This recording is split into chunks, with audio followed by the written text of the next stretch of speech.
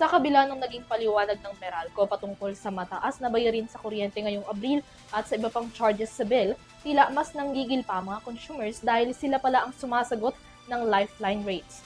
Si Senator Bam Aquino, nauunawaan daw ang pag-alma ng publiko at iginiit na hindi dapat ang mga consumer ang pumapasa ng subsidiya at discount na mandato ng gobyerno. Dahil dito, nais niyang busisiin ng Senado ang mekanismo at sistema sa likod ng electricity subsidies tungo sa reforma. Narito ang kabuuan ng balita. Reklamo ng marami sa ating mga kababayan ang biglaang pagsipa ng kanilang bayarin sa kuryente ngayong buwan ng Abril.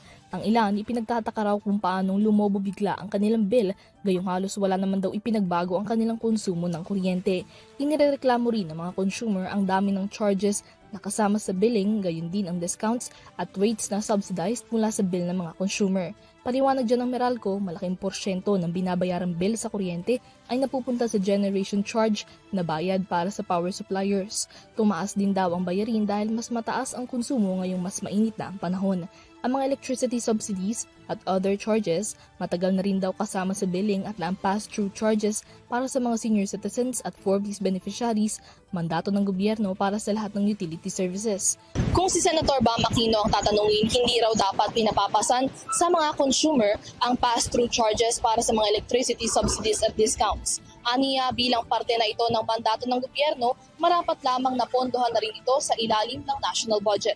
Batay sa pagtataya, ang mga subsidy-related charges ay maaaring magdagdag ng ilang sentimo kada kilowatt-hour o 20 pesos hanggang 100 pesos na dagdag sa kada buwang bayarin. Dahil dito, inihain ni Aquino ang Senate Resolution No. 375 na nanawagan sa Committee on Energy upang busisiin ang disenyo, targeting at financing ng mga nasabing subsidiya.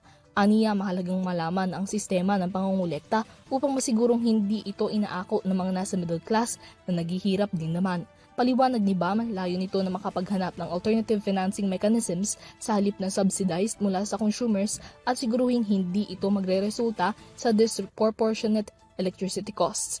Nauunawaan naman daw ni Aquino ang layunin ng lifeline rate para sa mga low-income households, ngunit kailangan aniyang masiguro na magagawa ito ng hindi nagiging pasanin ng ibang mga consumer.